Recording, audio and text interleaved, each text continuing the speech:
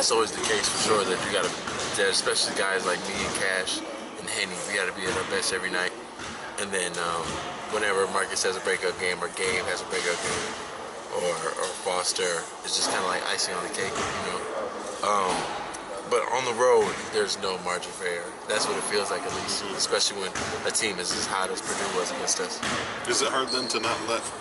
Can you let that kind of linger too long, the performance the other day, or is it easy to kind of push that aside? It's easy to push it aside. We got more games to play. We got 8 more road games, yeah. So it's easy to push that aside. When you think about, you mentioned about Aaron, he mentioned after the Minnesota game, he's like, when you and Cash are playing as well as you are, he kind of just feels like he needs to take a back seat. That's not what you guys want from him, right? Yeah, it's funny. Like you said, it's not at all what we want, especially when we're high. We want him to find his way so he can be hot as well. But sometimes it gets like that when you see your peers like playing really well. You just kind of want to keep feeding them and see how much they can produce like that. At least that's how I felt with Cash when he first started getting off like that last year.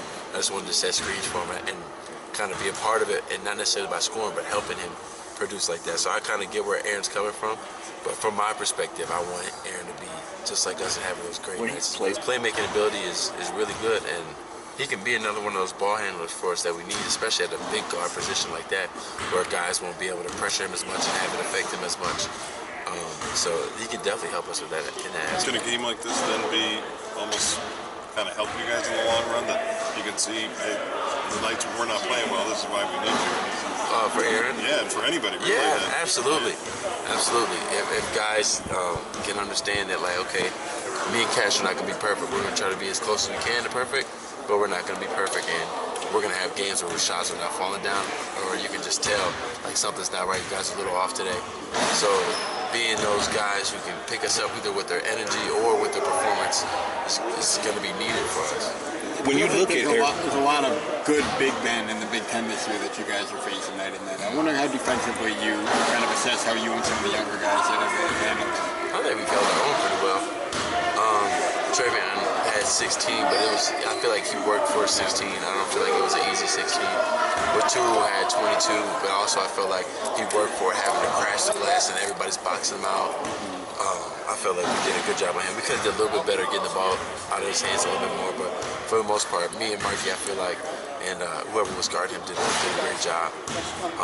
But I think we've all been doing a pretty good job on these bigs in the Big Ten for sure. In terms of their lineup, one of the things that Aaron talked about, that it's a little more difficult to guard a team like that when they have 5 out that can put the ball in the hole. Do you feel that way? You know, there's not really one guy you concentrate on stopping. Like Purdue, like how it's like all around like that? Who was Wisconsin? Just with Wisconsin. Yeah. I mean, that is kind of difficult in my aspect because I'm so used to being the rover and being that guy who can just help out everybody. Though if I got a shooter, if I got a scorer, I got to make sure I got him too. And that sometimes, like you saw in the Purdue game, that was kind of hard for me because I would leave Boudreaux trying to help at the rim on somebody and he'd be wide open, or Wheeler or something like that. So that's something that I got to learn, you know, as I guarded these perimeter guys, not to leave them as much and not to be as much of a helper. But as the games are going, I'll get better at that. That film, watching back Sunday's game, what was it like?